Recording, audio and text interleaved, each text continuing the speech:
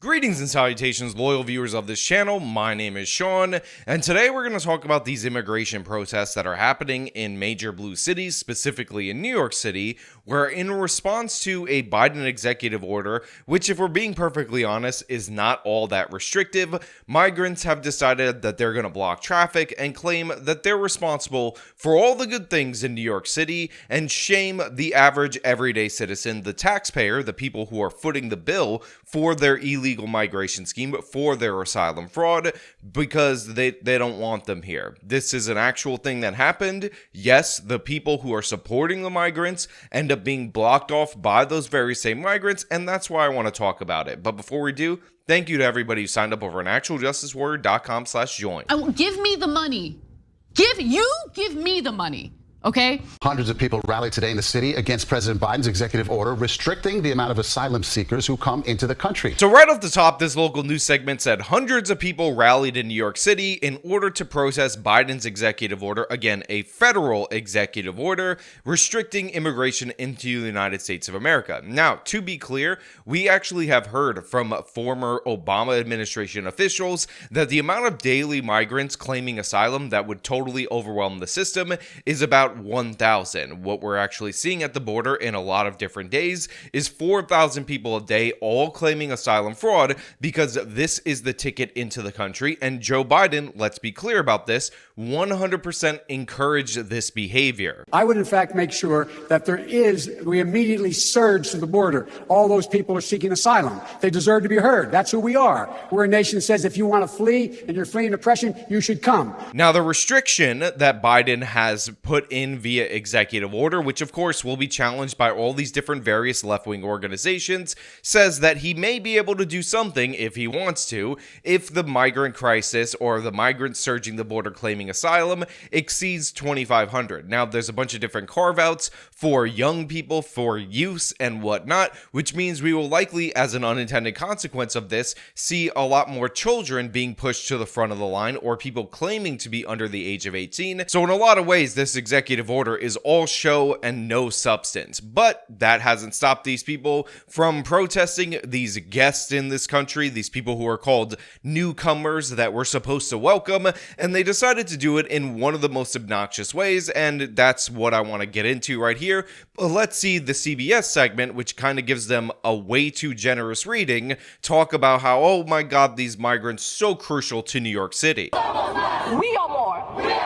Over 200 day laborers and low-wage workers, many of them migrants, danced and rallied in Manhattan's Herald Square Thursday around a giant shipping container they say is a symbol of the border wall. Somos más. We are more. That's what we are here right now. From the taxi drivers to the laborers putting the blocks on every buildings we see here in this country, we say we are more. So right here you have all these different various low-wage workers that are saying we are more, we're the key parts of the city, we're upset about this executive order, and I just want to point out that one of the main criticisms of illegal immigration, of asylum fraud, is that these people will come into this country, they'll take these lower wage jobs that undercut the average day citizen, which ends up leading to them losing their jobs in the short term, even if long term or in terms of GDP calculation, GDP number go up. And these people are essentially saying, yes, we're taking these jobs, we're taking the truck driving jobs, we're taking the jobs as day laborers and all that, and you need us to do that, and you just got to deal with it, and how dare you, Joe Biden, go after these asylum seekers who, again, are not supposed to be economic migrants because they're claiming asylum, but because you need us to fill those jobs. Interesting how they kind of admit that this whole thing is an absolute fraud. And again, in normal circumstances, in the long history of this country, people wanting to come to the United States of America would not be such a bad thing. In fact, in a lot of cases, it still is not a bad thing. But the fact of the matter is, we have all these different magnets that draw these migrants in, all these different benefits that did not exist before, and in these major left-wing sanctuary cities, those benefits are maximized. We have instances where tourists are being thrown out of hotels in order to serve serve the migrants because we have a right to shelter in New York City that does not only apply to citizens. So what's actually happening here is that these people are coming for the perks, for the benefits, for the free housing and the free food, and time again, what we've seen is that they complain about everything that they receive. Again, very famous clip. I'm going to play it in perpetuity on this channel of a migrant activist saying that migrants should not only not be evicted from the Watson Hotel, they should not only be subjected to the shelters that were built specifically for them on the taxpayer dime, they should be granted the right, the divine right, the God tier right, to have luxury apartments on Billionaires Row because those apartments belong to rich people, and honestly, we should dispossess them in order to fuel these illegals and further incentivize them to come to this country. He could have easily, along with Governor Hochul, opened up all the vacant luxury apartments. We are on 57th Street right now. This is Billionaires Row. Half of the super towers on this street are empty. Again, that is a real clip. A real activist truly advocated for that, and I don't ever want you to forget that that's the thing that happened. It comes after President Joe Biden's executive action this week significantly restricting asylum at the U.S.-Mexico border, temporarily closing it if a daily average of 2,500 is met. 4 years ago, when he was running for president, he said he was going to support the immigrant community. Look, I have to be 100% fair to all the different various parties that are involved in this protest, even though I can't stand these people, even though I can't stand the fact that they were blocking traffic of average everyday citizens in Times Square. This woman is correct. When Biden was running for president, he said that these people should surge to the border. That's who we are. I played that clip earlier in this video, but I will play it right here again. I would, in fact, make sure that we immediately surge to the border. All those people are seeking asylum. They deserve to be heard. That's who we are. We're a nation that says if you want to flee and you're fleeing oppression, you should come. Now, to be fair to the Biden administration, he basically did let this happen throughout the first 3+ years of his administration. He let these people surge to the border, enforced no laws against them, said that there was no problem for 3 of those years, and then suddenly, when we're coming up to an election, he initiates an executive order, he starts pushing for legislation in order to change it,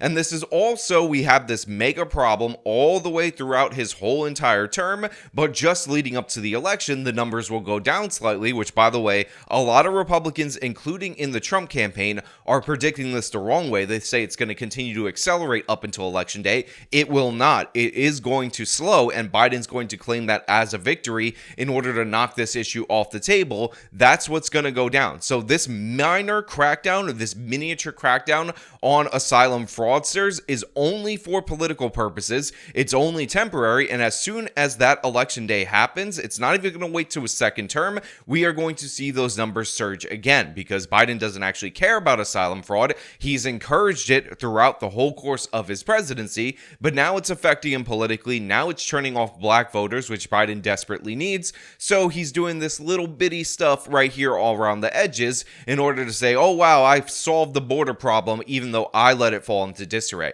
As we said on this channel multiple times, Remain in Mexico is the smartest immigration policy that was instituted in this country in the last 25, maybe even 50 years, which says if you're coming from Central America, if you're coming from all these different various countries, you don't get to go through 5, 10, 20 countries, come all the way from China and claim asylum in this nation. You have to actually make those claims in every country you land in because we all know you are economic migrants. We all understand what's happening here. You're using an exploit in the immigration system, and this is why forcing these people to apply in the countries that they stop off in first, have those cases adjudicated first, was the most ingenious way to kind of subvert this immigration fraud scheme. But Biden threw that out. They said it was evil, white, and racist. They said it was horrible, and now look at the mess that we're in. City, state, and federal officials introduced legislation to repeal sanctuary city status they say will address public safety concerns. They also weighed in on the border executive order.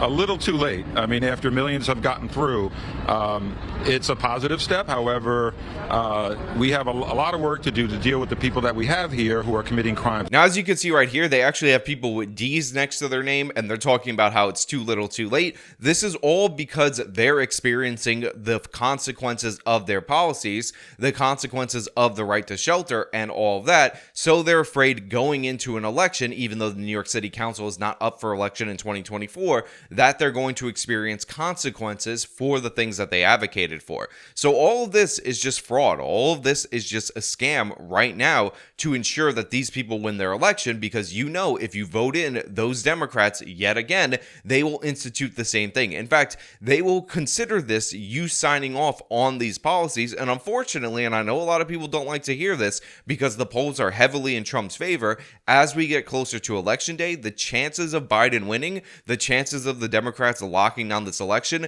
go up, not down. Back at Herald Square, there is no United States of America without the day laborers, without the nannies, without the doctors, without the teachers, without us. So this lady right here cites a bunch of different low-level professions, and then she throws in doctors as a high-level profession that is completely dependent on people defrauding the asylum system at the U.S.-Mexico border. Obviously, that doesn't make sense. That is clearly and obviously wrong. It's fake. It's a lie. Now, we do have a lot of foreign-born doctors, but the fact of the matter is they tend to come in through the legal system disproportionately. But this is the myth that these people are spreading about the migrant crisis, about why these people are coming here. And of course, there's never a mention of the cost. It's like, oh, we're the backbone of society. We saved you from absolutely everything. You have to let asylum fraud go completely unchecked in your country. Let millions of people pour into your nation, let them commit crimes and never actually report when they're migrants and they committed those crimes. And also, you just got to take it on the chin and make sure you pay for their luxury hotels and honestly give them those luxury apartments in Billionaires Row because they're entitled to it. Sandy came, it was undocumented day laborers who went and they helped rebuild the city.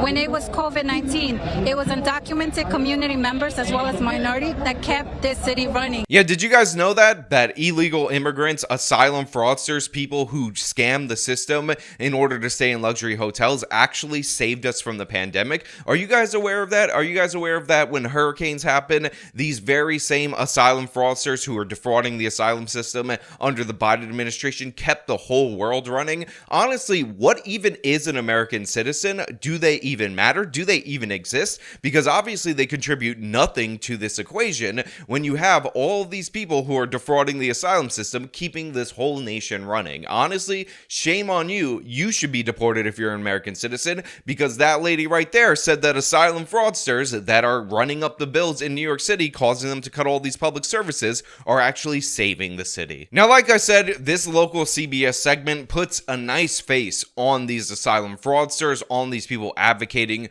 for utter lawlessness in the United States of America. It tells their story disproportionately. It says Joe Biden, so mean on immigrants. I mean, he let millions upon millions of people break the law that he knew was breaking the law, enter this country throughout the whole course of his term, and is now pretend cracking down as we go into election day. But the fact of the matter is, the real reaction that New York City people had to these people is palpable. It's something that I want you to see, because of course they were blocking traffic, because if you're going to threaten to cut them off of the taxpayer dollars that they're entitled to, they are going to ruin the days, ruin the lives of those hardworking American taxpayers, because honestly, you owe them. They are the God tier citizens. They're better than you, much better than you, and you just got to deal with it.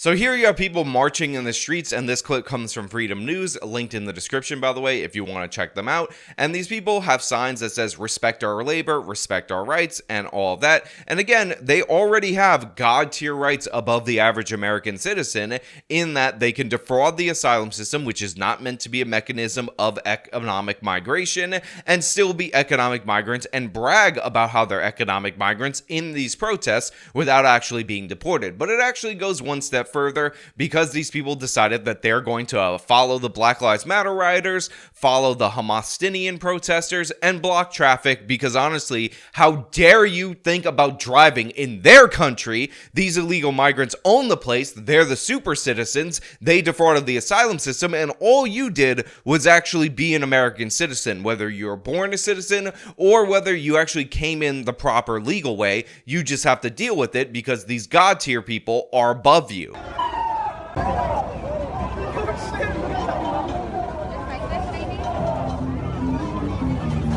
Look, I'm not joking about this. This is not hyperbole or anything like that. Each and every one of these people should be deported and barred from entry to the United States forever.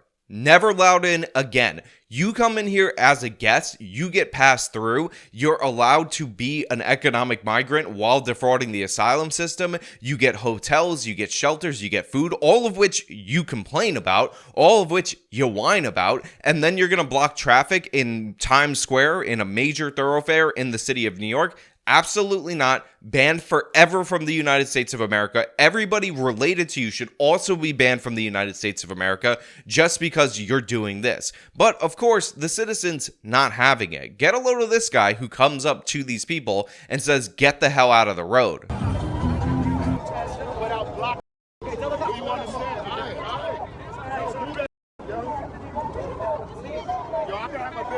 Out there too, dude.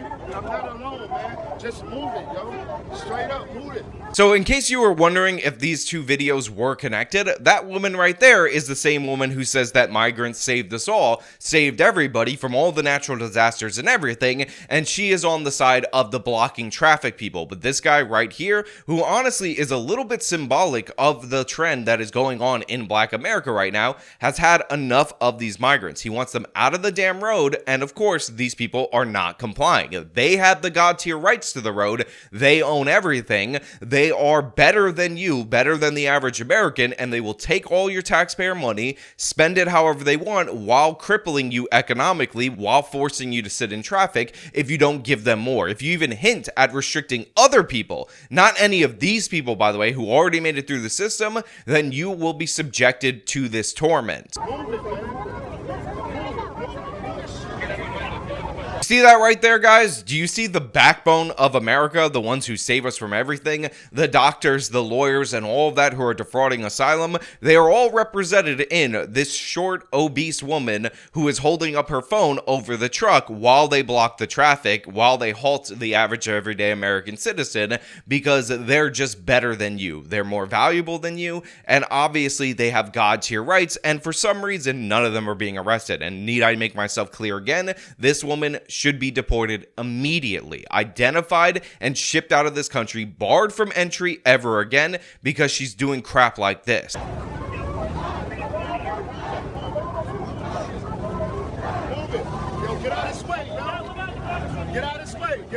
And again, I will point out, the glasses woman right there is laughing. She's having a good time. She's about to do an interview on CBS about how she is more important than every American citizen. And as she is preparing for that interview, as she is preparing for that puff piece, she's laughing at an American citizen being blocked in his pickup truck. Now, it could be possible that this woman just looks extraordinarily similar to the other woman who is talking as a representative of the protest. But the fact of the matter is, I'm willing to bet that this is the same person, even though allegedly, hypothetically, metaphorically, it could be a twin sister or somebody who looks very close. But this is a leader of the protest blocking off regular American citizens. This is somebody who's championing this cause, spitting on this guy in this truck right here who's just trying to drive out of the damn city. Like, again, we have to deal with this from Black Lives Matter rioters. We have to deal with this from the Hamastinian protesters. These people were like, yay, go Hamas. And now we have to deal with it from the people that we're also supporting through the tax dollar. Absolutely not. Get out of his way. Go right there. So here you have somebody in a uniform. Honestly, it does not look like a recognizable police uniform or even an auxiliary police officer uniform, trying to wave them through. And right here, you see somebody in the orange vest jump in front of the car and saying, no, leave him there. He deserves to be there because this guy was a sucker. He was a taxpayer. He dared pay taxes in the city of New York. He dared want to drive through a major metropolitan area in the United States of America without the permission of his betters, without the permission of asylum fraudsters, which are super citizens and above him.